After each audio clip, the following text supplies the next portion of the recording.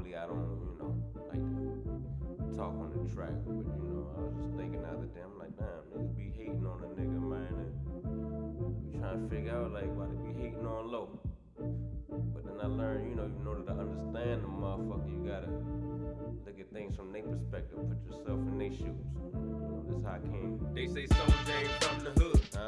He ain't had the news on the stove, he looking too good. Living in the house, fireplace, he burning the wood. Riding in that mirror every day, yeah, just like he should. Bitch, I would if I could, but I hate that nigga. Ain't that nigga, make it look easy, look how break that nigga. Quarterback like Breeze, but he ain't no fucking saint, nigga. I can do it too, but I'm mad cause I can't, nigga. Look at him, look how he never slipping. We should've killed him long ago, now look how he living. Instead he winning, yeah, I'm losing, but I chose struggle. Skinning and grinning, he a real nigga, man, but fuck low, taking Henny, he got a bad habit. A queen stay on his arm, with his granddaddy named was Peter Rabbit, fuck him. Nigga don't trust him, yeah, he solid as steel, but that money gon' rust him, and too many people love him. I mean, I can understand, goddamn, when a nigga winning, and you losing, you kind of be feeling some type of way and shit, but I'm like, let's all get this money, you know what I'm saying? But they continue to goddamn, but that ain't none of my business. But this is just me, this is dedicated to them hater nation, man, you know what I'm saying? He a 30 nigga. Bitch and give him back like he ain't heard of niggas. Ain't scared of niggas, he was raised by the young and fearless. When's the last time you seen this nigga? Yeah, he think he clean when he pull up on the scene with his feelings missing. Sociopathic, but I wouldn't want my car next to his in traffic. And at me he's laughing, it's like he's the price and I'm the passion. It's like he's packing and I'm the one that's lacking. Fatal attraction, affirmative action. Hey, hell nah, nigga can't be. He just made another chess move I can't see. He probably feel like this Nintendo, he the game genie. On FB, he always talking shit, I'm about to delete. You see me, never see eye to eye. His circle small, but he always providing the pie. I can't lie, but fuck him. Nigga don't trust him. Yeah, he solid as steel, but them haters gon' rust him. Man, too many people love him. Yeah, man, damn, that's how y'all feel? Shit, I mean, what can I do? I mean, hey, I want us all to eat, you feel me? But everybody can't win, it gotta be a loser. So, I mean, shit, fuck it. This shit was jamming. I like, classic shit. Goddamn, about to pull up, do say in the cup. Cause I don't give a fuck. It's all love though. Yeah. Yeah. No. Yeah. Okay.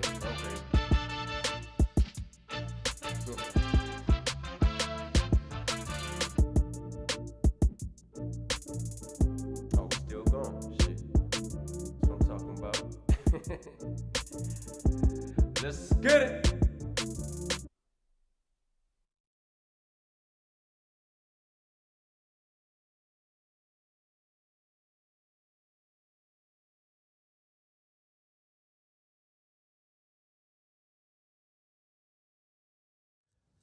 Good morning. Is my mic hot? Good morning to everybody out there in Pseudo Killers land. Yeah, we want to do. I'm getting tongue tied. We wanted to. Let me get it together. It's early. Yeah, we wanted to do a morning show, coffee with the Pseudo Killers, or breakfast with the Killers. Because we wasn't able to go live last night because we were watching the Chris Harrison Pastor Bennet debate over on Sinetta's platform. So it got kind of late and they did an after show. So I think we were watching the after show, so we wasn't able to go live. Because after Sinetta did an after show, I think Garfield did an after show after Sinetta's after show. So I decided to hold our guns into this morning. So yeah, good morning to all of the people out there in Pseudo Killer land. What we want to do is we want to give a shout out to the Real Black Atheists on Fire for hosting the Pseudo Killers for these last 2 weeks. So again, we want to give a shout out to the Real Black Atheists on Fire channel for hosting the pseudo killers for these last 2 weeks. But without further ado, this is one of the first times. Soon as I go live, I have the pseudo killers ready to go on the panel. So let me go over to my Zoom. So this the pseudo killers, Sheffer? No, we on the Real Black Atheists on Fire channel. Okay. Yep. They got it at jail, yo. Somebody snitched on us, yo. I'm telling you, yo. Yeah, we live though. If anybody want to introduce the show while I'm setting up, go ahead. Go ahead, Corey. Yeah, we just gonna chop it up. We're gonna have a little conversation about the debate last night. I'm trying to get the up now, the YouTube up. But yeah, man, that was a great debate. I think Pastor Bennet, before we even get into it, I think Pastor Bennet did his thing, man. Mm-hmm. So it's a lot of it's definitely a lot of good points I like to touch on, but I want to shout out a couple people out there. And definitely, like Sheffer said, we definitely appreciate the Real Black Atheists for hosting us and allowing us to basically treat his platform like it's our home, right? So we feel welcome and we feel welcome at home over here. So we want to definitely shout him out for that. But No Saints, man, I see you over here, man. You've been a regular lately, so I appreciate that. I think No Saints like Unc's conversation. So definitely I appreciate the fact that Unc go over there and shout out to Sinetta, because a lot of people comes over here from Sinetta as Unc goes and have conversation, over on that platform. So that's real cool. Truth Ministries, what up, bro? What up? We got Robert Parrish. We got I don't even know how to even say that one though, but Bontoon. We got Wise. We got American Dream. AD. What up? Cube in the building. What's good, Cube? What you up to, bro? I know you're gonna grace the panel when we throw the link in there. Hey man, tell Cube I'm his friend, yo. What up? Huh? Tell Cube I'm his friend, yo. He just always do stupid. You gotta know. I fucks with him. He think I don't. Yeah, no doubt. Cube is a special guest. Let's say that. He like a honorary pseudo killer. But yeah, man. We're gonna get into a great show today, man. Vance, you want to say something, man?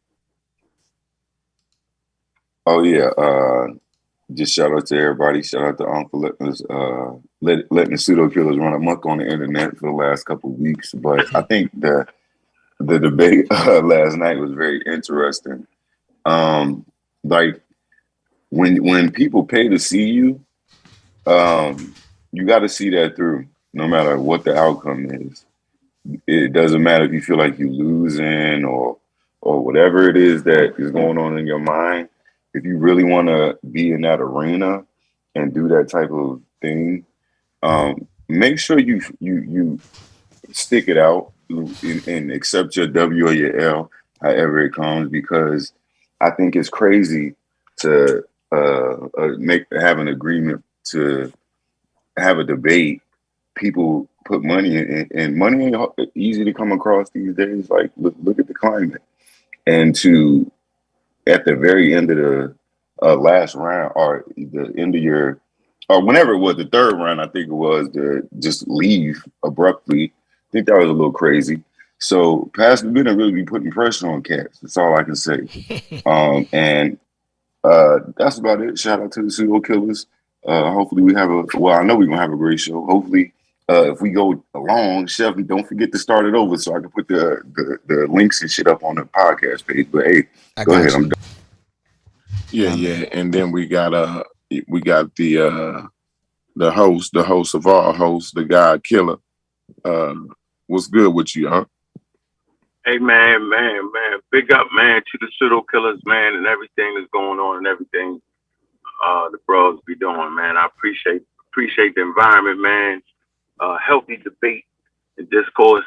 This is what intelligent communities do. They don't amen each other. When they have disagreements, they talk them out.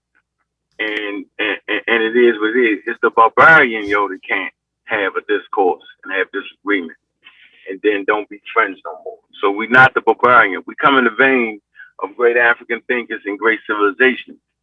And we tell all sides of the story. We might not agree with the side of the story that the other person is talking about, but we still gonna tell that side of the story. Like Shepard say, we're gonna tell the goddamn truth. And then I hit a nigga, you're gonna tell your damn truth. But that's what it's about. The African American community have not been able to put together a stream or a show that will actually talk about the whole issue, right?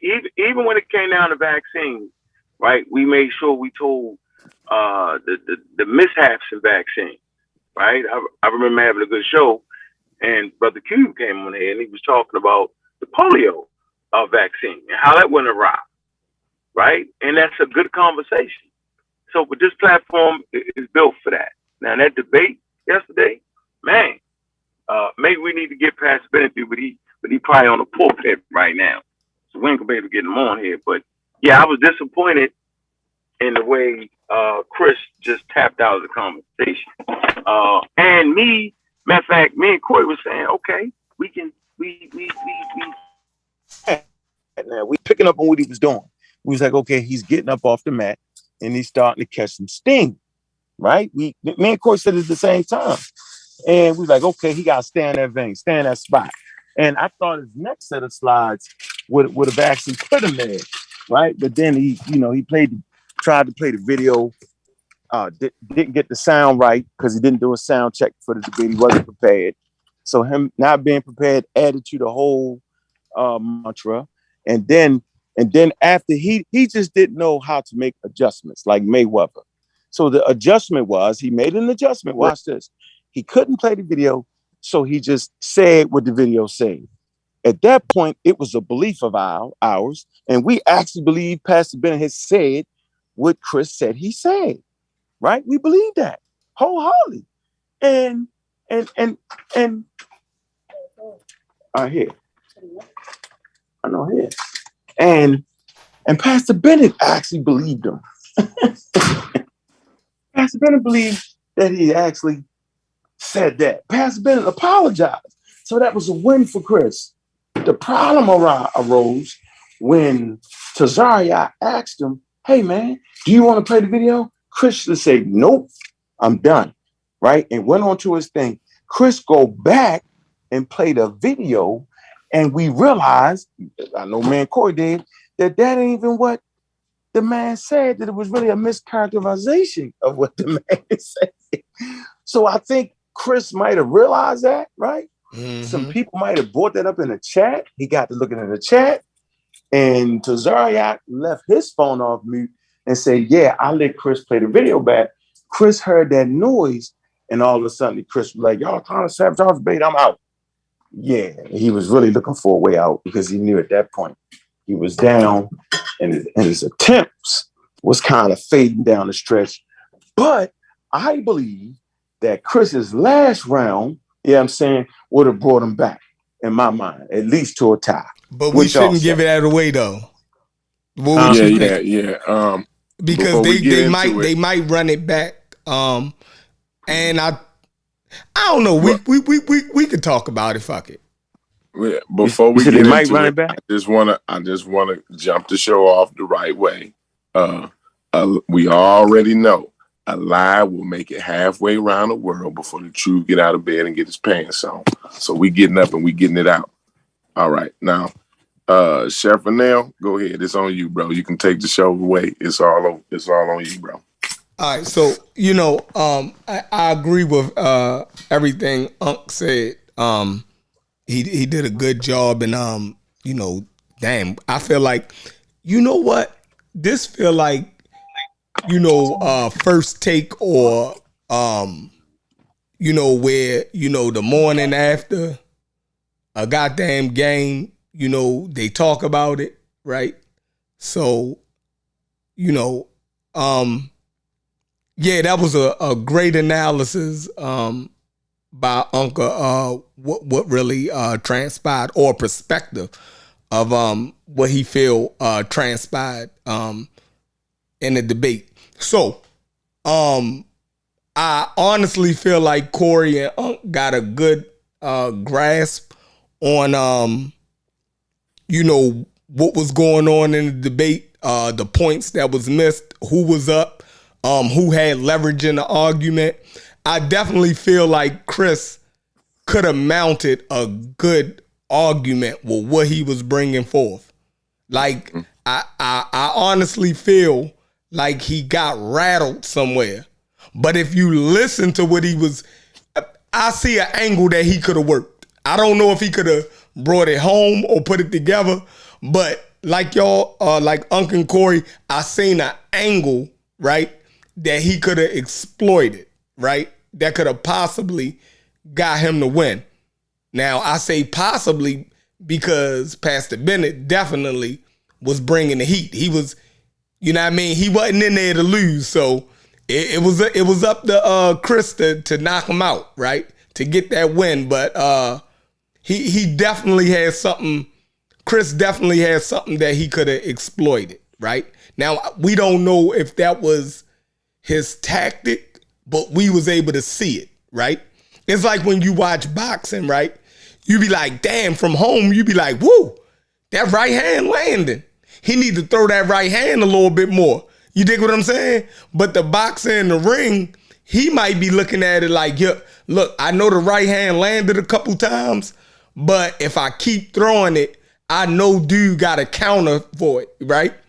So they don't always do what we think they should do, right? Or we think that they can exploit, right? But we definitely seen the angle once Corey and Unc brought it up. He definitely had an angle that I feel like he could exploit. So if Uncle Corey want to talk about that angle, it's fine. But what I don't know if we're gonna be, if it's gonna be unfair to give Chris that type of angle, or if he don't see it, right? We don't even know if he see it. You dig what I'm saying? And they might run their debate back or debate again in the future. And I think that could be a tipping point for Chris. You dig what I'm saying? So, but y'all can go ahead. Yeah. Like I said, I think Pastor Bennet overall, like, I'm gonna say, like, his performance, the way he laid his PowerPoint out, the back, when it was something that was, the way he took what Chris said about, like, when he played the clips and shit, and he just automatically just assumed that, what Chris was playing was what Chris was playing. What he said he was playing was what he said he was playing. Like, his overall performance was great. I'm gonna say that it was great. He did it in a classical, like, pastor type of cadence. You know what I'm saying? Which that cadence, that pastor's cadence, always is gonna capture people. You know what I'm saying? I think, and just to say, like, Chris Harris, though, Pastor Bennet came out and punched him right in the mouth, right? Late, and he fell down and he hit the mat, right? Bam, right? But Chris got up, You know what I'm saying? And like me and Unc said, he had a good argument that he could have honed in on, and all he had to do is show more confidence in his argument. I think Pastor hit him in the mouth so hard that I think he lost confidence in himself. You know what I'm saying? And so when he got up, he had a good argument, but he didn't force it. He didn't put the performance on with it. You know what I'm saying? And then and like Unc said it last night. He died by readership. He read us to death, and he got to know how to mix it up. A little bit of reading, a little bit of video, because Pastor Bennet had them sound bites. Yes, right. Pastor was dancing on him. Pastor was dancing. Pastor he was comfortable in that motherfucker, wasn't he? You know what I mean? Them sound bites, man. I was like, man, y'all gotta tell him that's not fair or something. Like, y'all gotta tell him something. I don't know. But the man is a pastor, right? So he talked to people for a living. He speak in front of people for a living. He's super comfortable in talking, like in front of people. Man, the man, like it is an art to that, man. Like I remember when Al Sharpton had ran for president, right? I remember watching Fox News, because I was a big Fox News junkie back then with Bill O'Reilly and all of them. I used to love watching that, right? Hannity and Combs, all of them. I loved the other side of the coin, right? Right. Yeah, but I remember in those debates, right, in those Democratic primaries, right, he was the only one who wasn't a career politician. But even the Republican commentators, right, had to say that Al Sharpton was running circles around these guys. And they actually said it looked like old white men, you know what I mean, who can't keep up. Yeah. You dig what I'm saying? Yo, these white analysts actually had to say that, right? And it wasn't a black or white thing, right? It wasn't. It was that Al Sharpton been a preacher since he was 14 years old, right? So him speaking in front of people in a crowd, right? These was live debates, right? So in front of a crowd, he could tap into it's what Unc do to us, right? He taps in to the pulse of the crowd, right? He's going to find something that the crowd like and tap into it, right? And once he get rolling, he rolling, right? And that's from speaking to people. So his profession, Pastor Bennett's profession, allowed him to basically keep him in conversations that scholastically, right, and I would say temperament wise, right? Scholastically and temperament wise, when I'm talking about the temperament of the community. Remember, he's on the Side Netter platform as a Christian, right? Right. Like he's already down 30 points. He's making up a 30-point gap, right? Yep. And just with his oratorship, right? Just by mere fact, he orates better than most of us. Jabari is probably the only one that can match Pastor Bennet in oration, basically. Right. But go ahead. But I think that's one of Pastor Bennett's. And Pastor Bennet is smart because he's been around this community and he's learning. He's learning, y'all. Like everything that y'all do, he's implementing it, right? He's look. He I can tell he fucking with Truth Story and Garfield and them. Yo, don't get it twisted. Garfield and them, they got their hands in Pastor Bennett's arguments. I can see it a mile away, right? So Pastor Bennet ain't going up there by himself, right? He ain't going up there by himself. It seemed like it, but it's people in the community that actually is, he got a corner, right? An unseen corner. But go ahead. Yeah. And I walked away whenever Chris, because I don't even know what happened that Chris left or whatever. So because I walked away from my iPad or whatever, and so I got back on, and you know, what I mean, y'all was like, "Yo, he walked away," and I'm like, "Man, I seen." I'm not gonna say I knew he was gonna do that, but I saw that he knew that he was losing, and I think he committed the ultimate sin. And you never do that. I mean, while we having these, look, debates on here, fine, you can look in the chat. But when you having a debate like that, a formal debate, bro, you don't even supposed to have the chat up on your screen. Like that's supposed to be enabled, dog. And I think he committed the ultimate sin, like Unc said, and peeping in the peanut gallery, bro. And I mean, bro, and it's just like, yeah, you don't want to be doing that, man. And that's what made him lose the confidence. That's what he gave up. You know what I'm saying? He gave up. Yeah, I felt, yeah, and let me rewind a little bit and go back to what Chef was saying. That issue. Oh, I'm putting my earbuds. You hear me now, Corey? Yeah, we can. I hear you. Okay. All right. So that the ability to orient and to command the audience is going to be there with Pastor Bennet because he get paid to do what he do. He lived this shit every single day. And I think that's the point most people forget, right?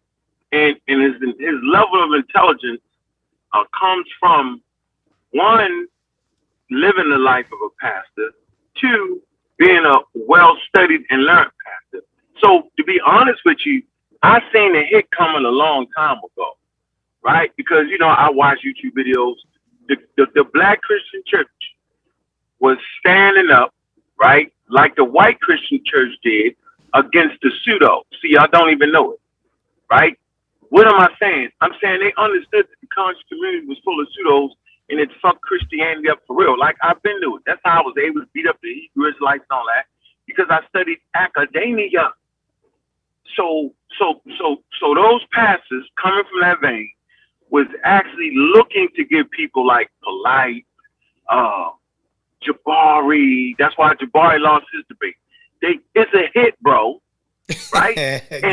And I know it's a hit because when I had, matter of fact, me and Pastor Bennet had a debate twice, right? And I knew it was a hit when Pastor Bennet said out of his mouth. This is when I knew. He threw a wild ass punch, right? It was wild. And I didn't move fast. Sometimes in boxing, you could take a punch, but you can roll a punch off your face, right? You don't take the straight blow. If you roll with it. You roll with it. Mm-hmm. So he threw that shit. I seen it, and I'm like, that ain't gonna hit me. But it hit me, but I rolled with it. This is what the nigga said, right? He said, well, you going with the science and that and going against the church and all that, but was it not the Catholic Church that funded early science? I was like, shit, this nigga no. Right? So at that point, I either could have took the shit and fell out and became unraveled, right? Or my experience allowed me to know that nigga just got a good one in. And ain't no way around that but to deal with this shit. Gotta go straight at it, right? Gotta go straight at it, yo. That's the rule, right? When a nigga gets you, say, yup, okay, bet. And I went straight at it. I said, yes, that is absolutely right. I said, you ain't said nothing slick to a can of oil. But the truth, the nigga did say something slick, but I act like he didn't. I said, yeah, so science was financed by the Catholic Church. I say, hell, they really the only motherfuckers with money after the Roman Empire fell, right? Because they was actually help in the slave trade, financing the slave trade. Hit them with that. So that got people like, oh. I said, and not to mention, although they financed slavery, I said they put my man on house arrest, right? They funded the nigga, and as soon as he came up with some information that was counter to what they were saying. They put him on house arrest, and we talking about Galileo. They put the man on house arrest for the rest of his life. This is the Catholic Church, right? The point is, my experience made me realize, one, this nigga not no sucker the way he throwing them blows, right? Two, right, you gonna take some knocks when you in a fight with a good fighter. Three, Pastor Bennet that was his first debate. So he debated me twice. So I caught the nigga young in his motherfucking career. So I was able to not be as prepared. It's a lot of mistakes I made, and I know I made, right? That I couldn't do that again talking to Pastor Bennet, right? I knew not to take this nigga light. I knew that he was all for the shit, and you had to stand there and be on your A game, whatever the hell you talking about, because I know, I say, well, this nigga, after he done fought me twice, anybody else, they gonna be in trouble, yo. And I know it. And from that point on, yo, he mashed out everybody else. And I just knew it, yo. And you know, like when you see Mayweather in a fight, right? It's the business side of it that you have to handle. And so I handled the business side of it. You say, what the hell are you talking about? Yeah, I made the rules favorable to beating this motherfucking ass. I was like, nah, don't put us on the clock like that. I don't want them tight rules. I want to be able to have some discipline and conversate. I want to be able to do that. So we mixed it in. That gave me some freedom with my hands. Gave me some good freedom. And I took advantage of that. Christian had that freedom. I caught Pastor Bennet always get up outside himself in the debate, right? He always unraveled. Matter of fact, that round we talked about where he was brutalizing Chris, he started unraveling. Pastor Bennet started unraveling. We started laughing. We said the nigga caught the Holy Ghost, right? If he would have had that same flexibility that I had, yo, he could have exploited that. But he let him throw him in the ring, and just anything. I don't play that. Like I know when if I'm gonna go up against somebody that's real serious, don't stick me in the robot shit where a nigga do 10 slides and you do. I don't want the robot shit. No, we can mix it in with some flexibility because it's important. There's nuances to it. But go ahead, Corey. I just want to you know how and if we ever start doing debates or whatever, if I ever did a debate. Fine, you can do a 5-10 minute opening, but after that, it's like a free for all, right? You just say what you got to say, but it's got to be respectful, and then the other person can come in and that the whole 10-minute slide and go on and talk, like that's fine. We can do that in the opening, you know what I mean? But if we're going to have a debate, I want to have an open discussion type part. And then I want to have a question and answer period too. So where I get to ask you questions and you only get to answer my questions, right? And then the next round, you get to ask me questions and I only get to answer your questions, right? So that we can be clear. The debate is clear and done the right way, whatever. You know what I'm saying? That way we nailed the conversation down. Everybody got their point across, and it's not drawn out. I think I think everybody's gonna lose the crowd's attention if you don't have that skill that Pastor Bennet has, right? If you're going for a whole 10 minutes, you know what I'm saying, of reading slides or you know what I'm saying, or reading sources or whatever. I don't think that's the right way to get the debate out, to get the information out. You gotta not only see, you have to know your sources, right? You have to be able to dance around with your sources. You have to, tell a person where you got it from, and then you have to be able to extrapolate on your source, right? So it's basically like, okay, such and such stated this, and in a small excerpt, you can show them where you got it from, but then you have to be able to talk about it, right? And bring that and make that source come to life inside of your argument. You just can't read this source and then go to the next source and read that. Like, no, you gotta string that shit together. You gotta be able to just show somebody, basically, this is my take on it. You have to be able to show somebody that you're not talking off the top of your head, right? That you're actually pulling this information, right, from somewhere. That's all you got to do, right? Show them that I'm pulling this information from these sources, and you got to talk about it, right? Like it's your own, you got to be able to put it in your own words, is what I'm saying, right? Show people where you getting the information from, put it in your own words, right? That's it. Not read and that's the source. And that's go ahead. That's how you people understand that you actually understand what you're talking about. Exactly. Mm-hmm. Exactly. Yeah. What we call like death by PowerPoint. We call it death by PowerPoint, right? Yeah. Right. Yeah. It's death by PowerPoint. Mm-hmm. Readumship. And that's why a lot of people's channels have fell off, yo. Because there's death by PowerPoint. I mean, death by PowerPoint, yo. First time I heard that shit was from fucking Britain. And shit was funny as hell, yo. Mm-hmm. And the climate and the environment, just the way we do. You better have a slide, man. Like when Dr. Mayotte calls me in, I get to teach a class, an hour, 2 hours, right? Get it a semester, bro. If I'm in there reading, slot nigga, it's over with, yo. Like she's not gonna let me come back. Like, bro, you can't be in there reading slides, yo. Right. Like, don't be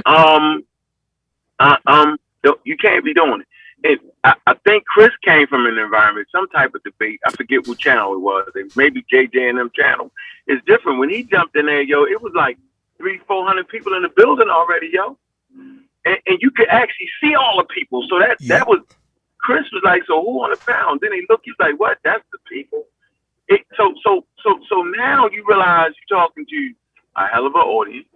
I will never forget the time where, watch this, it was me, Young Pharaoh, and the rest of the Amaral squad, Dr. Mayotte, and I ain't getting to the other shit, right? And we was on Sarnetta Channel, and this was the first time in the history of Sarnetta that it was close to 4,000 people that jumped on the fucking live stream. It was some out of nowhere incredible shit. So at that point, I was like, okay, the lights are brighter. The bright lights are on. Most people can't handle the bright lights, right? I got 2 examples of how most people can't handle the bright lights.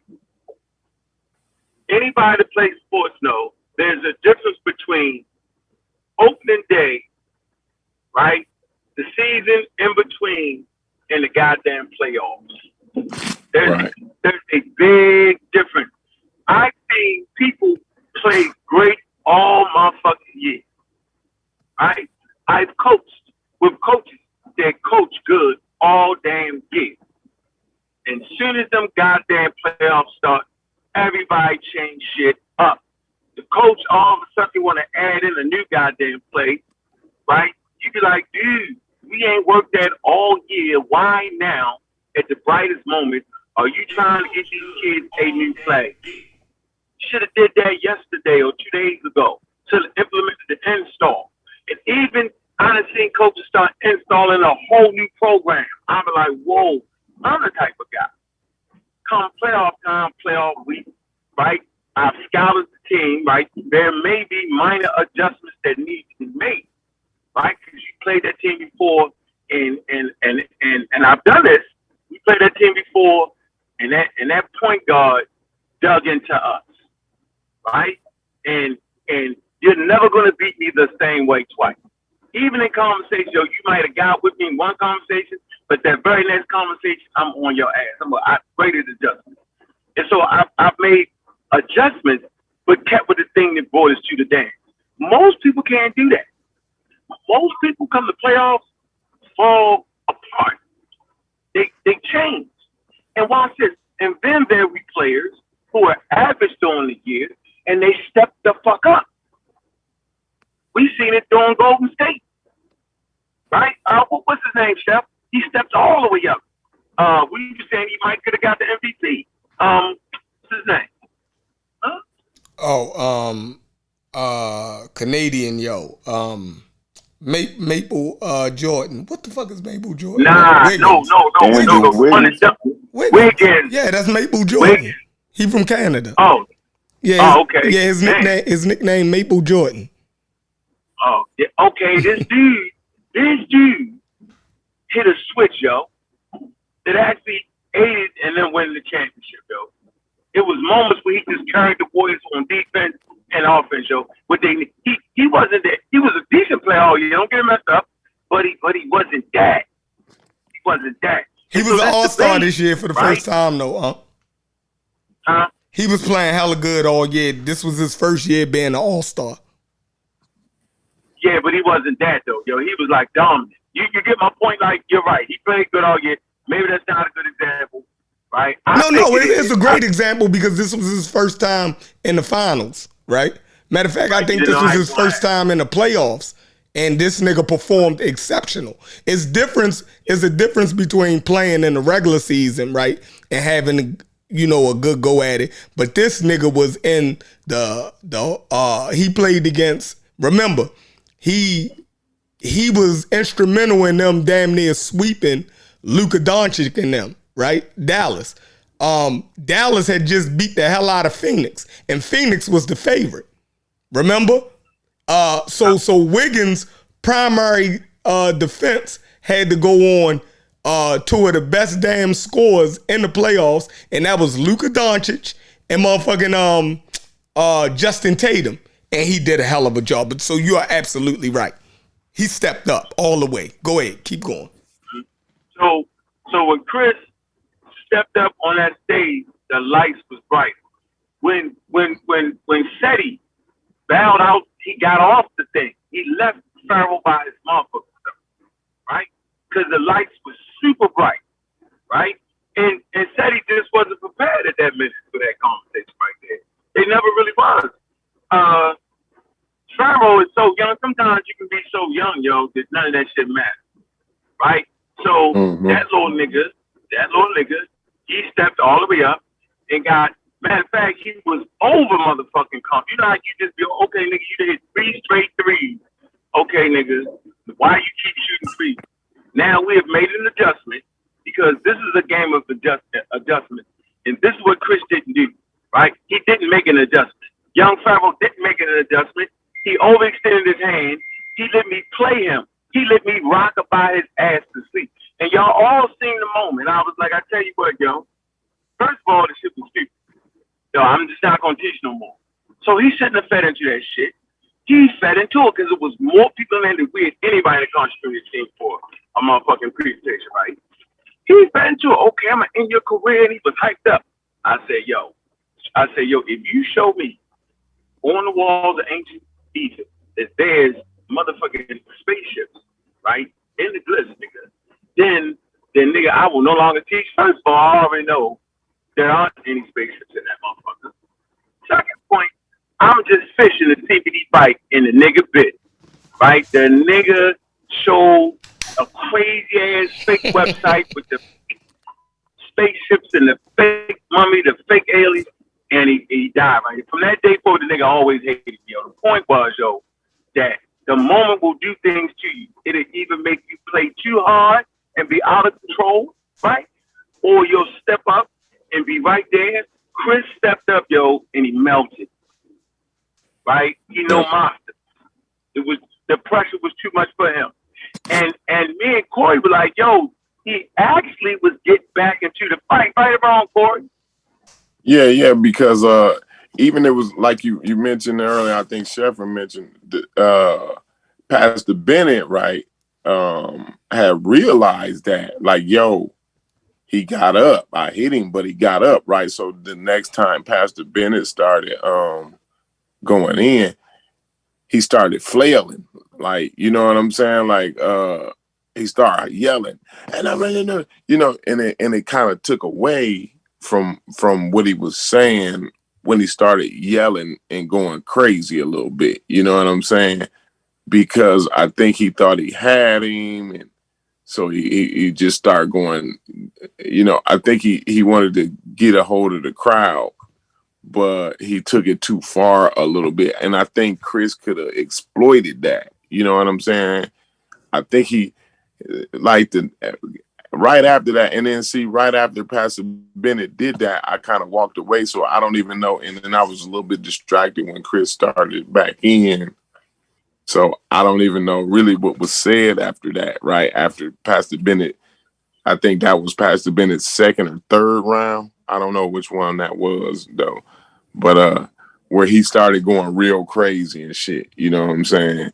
Uh, I think it was Chris's.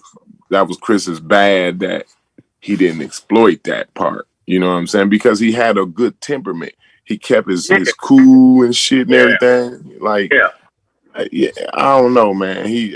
I'm disappointed, man. He just, like you said, when the lights come on, you know. And somebody said it yesterday, man. Mike Tyson said it. You know, when everybody got a plan and they got these arguments laid out and everything until you get hit in the mouth. You know what I'm saying? And then it's either you readjust or you run off like Chris did. Yeah, I never seen that. That was crazy. He had some leeway. He had that. Let's talk about that crack, yo. Like Pastor Bennett never been to use that argument again, man. Like, watch this. Let me show you the answer. The answer to defeating Pastor Bennett is this. It's right in our community, yo. Right? And I'm not going to take the conversation down a crazy road to get the feature, right? But the actual answer to defeating Pastor Bennett on that subject is in our community. A.E., the Black Hebrew Israelites. A.E., the people that claim to be Egyptians. That is the actual argument. And you're saying, well, what the fuck are you talking about? Okay, so Europeans did the same thing, right? They actually became the Christians. And they ran around and controlled different things, different elements and different aspects of it as if they was the people that was in Palestine. And they lived that. They changed the color of God on the 16th chapel. We all know about that. Leonardo da Vinci painted the 16th chapel. They painted God in their image and as they liked it. They did all of these things. Right? But they lived that Christian life, yo. And you would think, based off the way they did it, Constantine, 350, 300 years later, you would actually think that they was those people. How about this? They even named them, yo, Matthews, Mark, and Luke. Yeah. But like we said though, the Christianity that Constantine gave us is the Christianity that our grandmother has, right? No. It's the Christianity that was given to that was popularized. See, Constantine, before Constantine, Christianity was motherfuckers was persecuting Christians. It was not the popping thing. It wasn't. Christianity became popping when Constantine popped it off. You know what I'm saying? And he had that argument. I think he should have stuck with that argument because nobody without fine you know Christianity whatever the early Christians they wasn't Constantine, right? But nobody was fucking with them niggas for a long time until Constantine said it was cool to fuck with them niggas. So I think he should have honed in on that. What you saying? What you go ahead, Sheffer. You got some objections. Oh no, I agree with that. So wait a minute. Y'all stop the point though. The point was I was trying to wanted to bring home the actual how we have in our community. And the community, one of the communities, Jabari, he's suffering from the same thing the Europeans suffer from when they go take a whole different culture and make it yours. And as you watch Jabari, you actually think that we the Egyptians and the way he do shit. But if you was to go back to ancient Nile Valley, that nigga got a whole made up thing that don't got nothing to do with that. That's the same way in the conversation. So although the Europeans Christianity is not European. It was the Europeans that co-opted it. And now, see, that speaks to your point, right? So we're not saying that if you read the story kills anybody saying that Christianity is the white man's religion. No, Christianity was co-opted by the white man. But the same is in Korea because they got the biblical text written in Korean. And the same as everybody formulates Christianity to feel who they are. Remember, everybody wants to be an Israelite too. Y'all get that point? Right? Now, you got white persuaded original Israelite. But even on top of that, even if you bring it up to, bring it all the way up to the Americas, right? We got the Christianity that we have is the slave masters Christianity. You know what I'm saying? Like we don't have a Mediterranean Christianity. You know what I mean? We got the slave masters Christianity. It's Baptist. It's the Lutheran. The Baptist comes from the Lutheran perspective, right? Am I correct on that? I could be wrong. I ain't all set and all that shit or whatever. But what you're saying is that they're Protestants. And Martin Luther started the Protestant movement against the Catholic Church. So yes, right. And so Baptist is an offshoot of that. Am I correct? Yes, it's a form. Is one of the denominations of Protestantism. Okay, so there you go. Who is Martin Luther? Ain't that a white dude? Yeah, he was a Catholic. Like it's all kind of ways he could have nailed that one. You know, and I'm not saying like pastors couldn't have came back and hit him with something because that's not. I think it's holes in that. I think it's holes in that argument, but it was a good one. It was holes in Pastor Bennett's argument, right? But the whole thing is, in the debate, can Chris Harris battle that? Can he bring something to hit that? You don't even have to, in the debate, right? Like everything don't have to be absolutely correct. It's if your opponent can come back on that. If your opponent realizes it's wrong and the audience realizes it's wrong, you know what I'm saying? Mm-hmm. So I just think he quit too fast. I think he was right on his come up, and then he thought he looked at the chat as he was going to come. That's one of my main points, right? Since he didn't go through with it, right? We're Monday morning quarterbacking. We don't know if he could have brought that shit home, right? We're looking at an angle, right, and saying like, man, he had it. He could have did some work with this angle. You feel me? But remember, Pastor Bennet was throwing blows too, and Pastor Bennet was countering, right? Pastor Bennet actually counter-wrote for everything so far that we seen, for everything that we seen Chris throw out. Right? Yeah. Pastor Bennet was countering. You dig what I'm saying? Yeah. And it was already, he's already thinking, right? He's strategizing when he's arguing now. Remember, you made the perfect point. You seen it. It was a hit. These pastors already then looked at the conscious community. They see the information, the psychology of what, you know, how the conscious community was attacking Christianity, and they came in this community. They already know the weaknesses of this community, right? They already know it. Look, I watched the brother Bahrain. He's a problem. He's a problem. And then I listened to Brother Bahrain, right? Talk about his story. That brother was locked up for years. Right? So being locked up for years, he talked about all of the books that he read.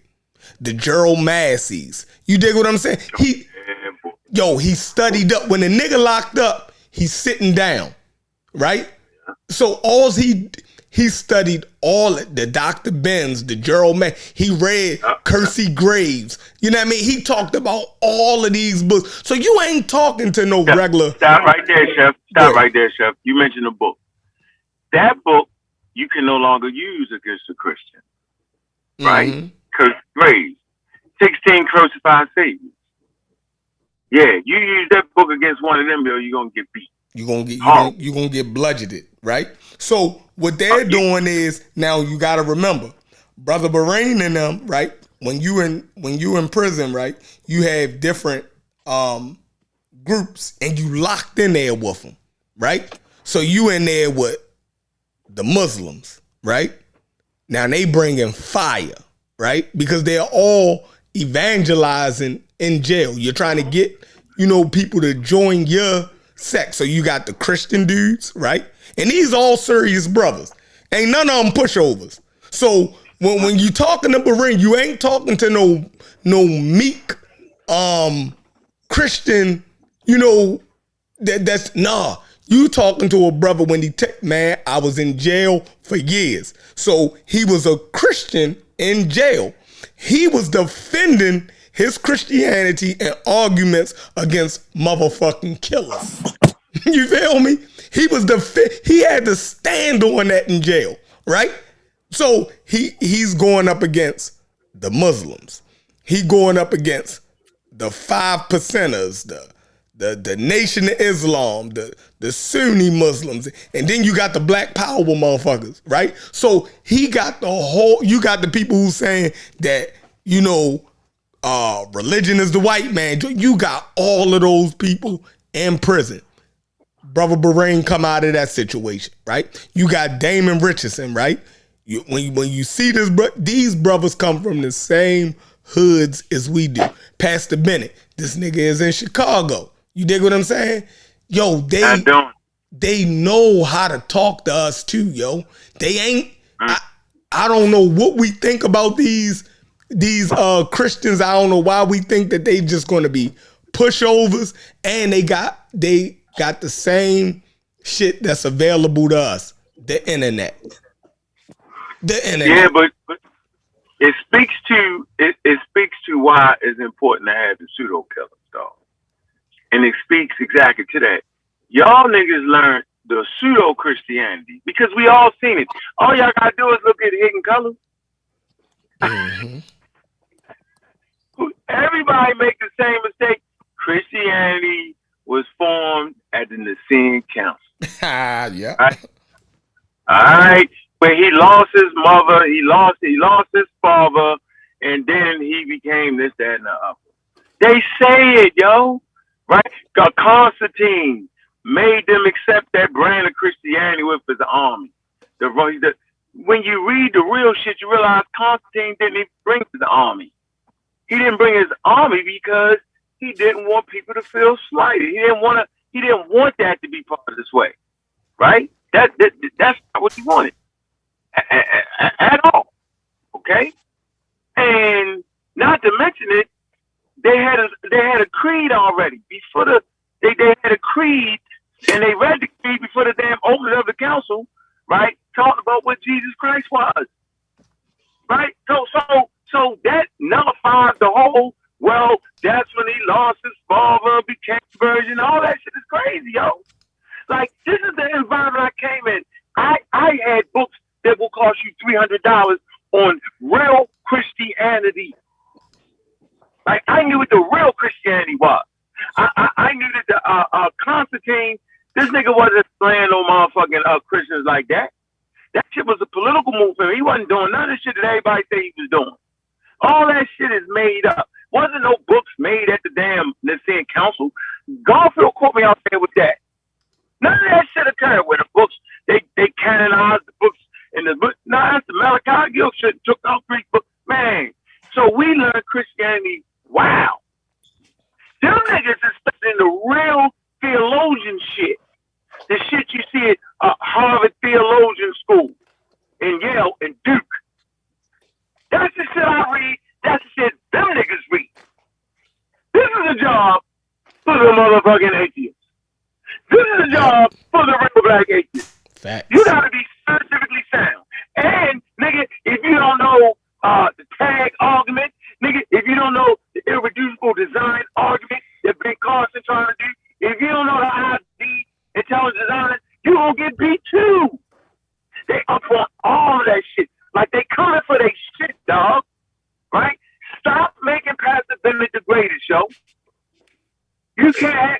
cannot be fucking Jabari. And I'm gonna get on Jabari here today. I promise you I am, man. I'm gonna get on that nigga head, right? You can't be talking about everybody else's religion and you practicing a white man's Neo-Egyptian religion. That's what Jabari do. Confident, Oratory, all that shit. Matter of fact, he's so They're from the confident. same region. But go ahead. The nigga stole a debate from me, Garfield, and I'm Raw Squad on some underhanded, sneaky shit, right? And everybody act like he didn't do it. That was a notice for everybody. See, you'll be on polite head. Oh, polite scam this person. Oh, polite did this and polite did that. Look what he's doing, right?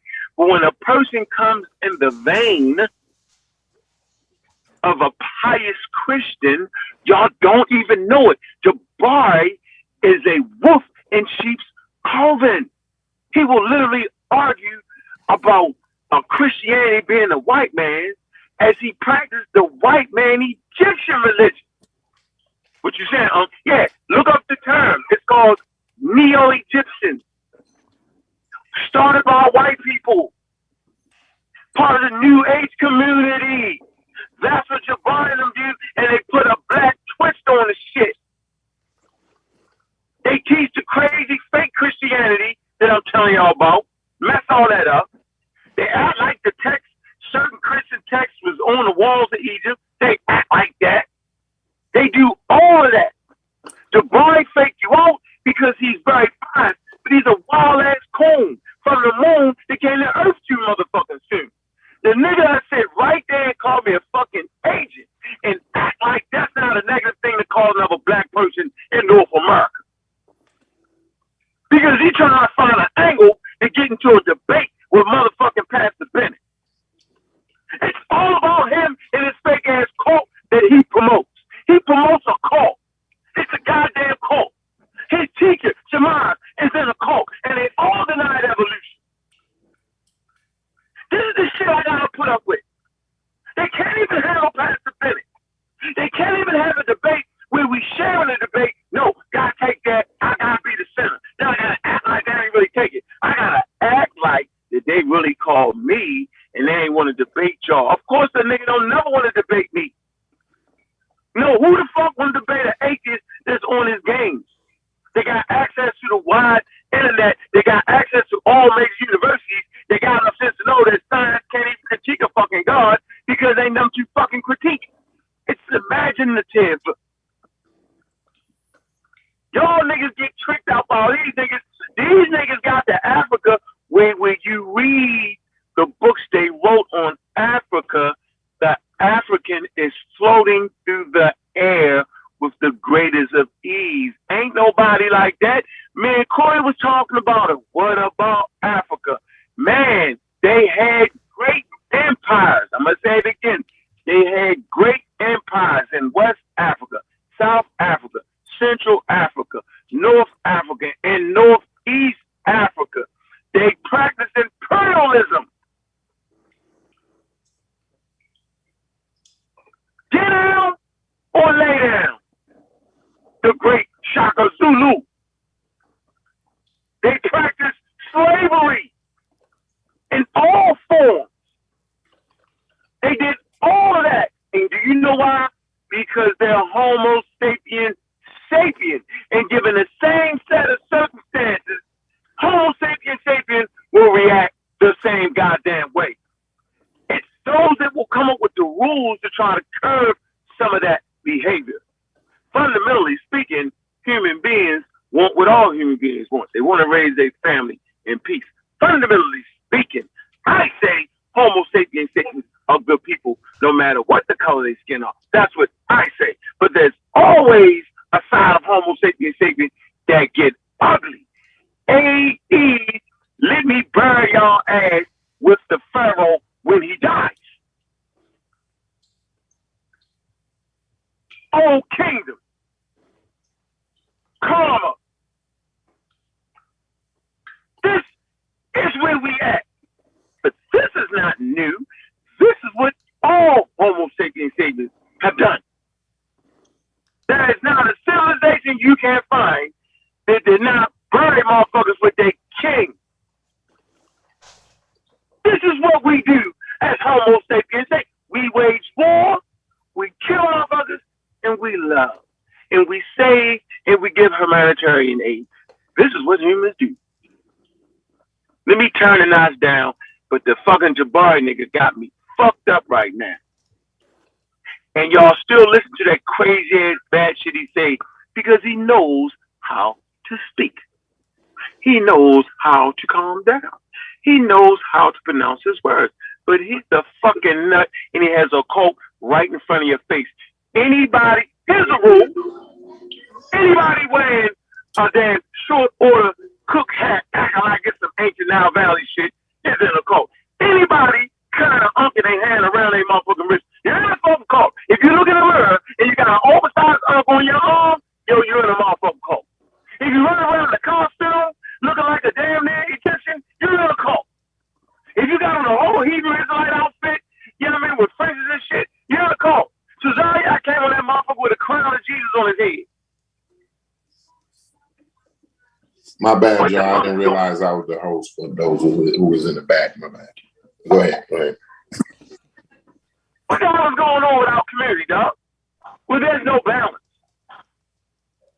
Right? Where's that? Where's that at? That's why niggas keep getting beat by Christianity. Because you don't want the truth. Everybody wasn't mad at Christianity in Africa. Christianity did some things to them people.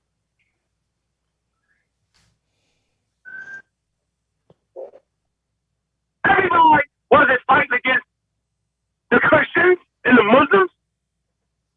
Some people needed that.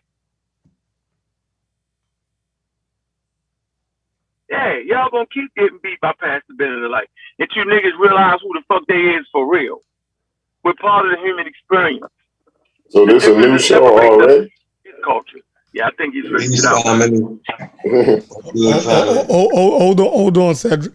Hey, I just put the new link in. That was a great conversation. We're about to open up the panel. We have a whole panel full of people now. So go over to the new link. That was a great conversation. That was great analysis by y'all. Hey, y'all go over to the new channel. I mean, the new link. Go ahead, Good, y'all. I got banged with the bar again. Great. Great. Go ahead, whoever first. Peace, family. What's good? I think Truth and Cedric was in here first. Yeah, go ahead. I just said hello. I don't. Please. I mean, why you can't argue Christianity? The only debate we're having is your evidence for God. Done. Simple. That's where it starts and that's where it ends.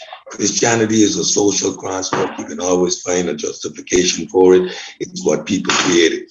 However, the idea and the illusion of a God, you're going to have to provide me evidence based on a methodological naturalism. That's scientific methodology. And you can't debate over. But we keep slipping into giving these things feet as if there is any credibility to these ideas, and you're always going to lose because from the time you allow somebody's imagination to take root, you can't argue their imagination. So we're going to have to provide me with evidence for your God. That's the only debate, and no way in hell Pastor Bennett's going to ever take that debate with me. It's one topic, evidence for God. And we're going to tell you the standards of evidence, and you're going to need to provide it. And don't come with your logical fallacies and your philosophical discussion, because at the end of the day, a philosophical discussion does not provide evidence. So at debate, none, they will never take it. It's an open and shut discussion, and none will ever take it. I heard Pastor Bennet, the last conversation, talking about irreducible complexity of the eye. I would love for him to try. You see, but he won't take that debate with people that are actually scientifically literate and know this stuff. He won't debate. The last conversation he was having with Q, He ran off the panel. Why? Because Q was pointing out his logical fallacies. In a discussion with me, I had him dead. He was dead on the ropes. Y'all guys saved him because I was going to illustrate his illogical.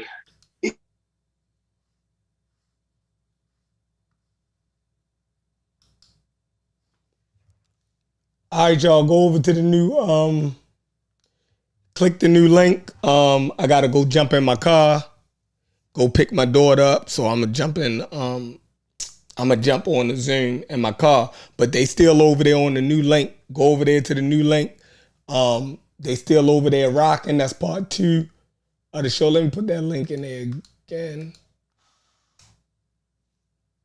Boom. There we go. And we still rocking, y'all. Wrong button.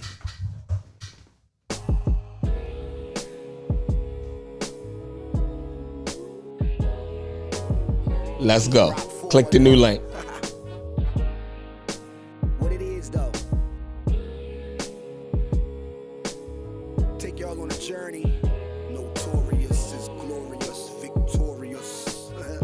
Yeah, yo. I ain't asking for a friend, I need to know myself. And if you never ask, how would you know yourself? It's crazy how your parents know you more than you know yourself. Growth is good, it's important just to know your wealth. Don't let them take advantage like niggas who speak Spanish and you don't speak a lick of it. The game will make you trip a bit. Street money is cool till you get sick of it. And all that bull